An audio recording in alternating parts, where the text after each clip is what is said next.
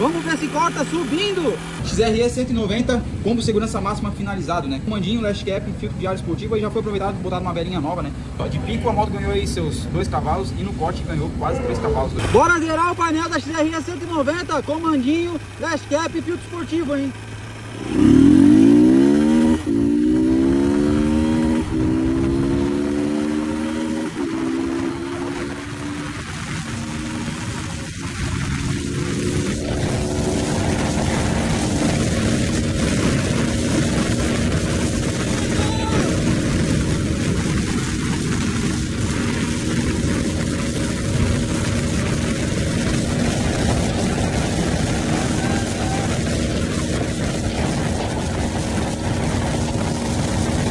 Vamos ver se corta subindo.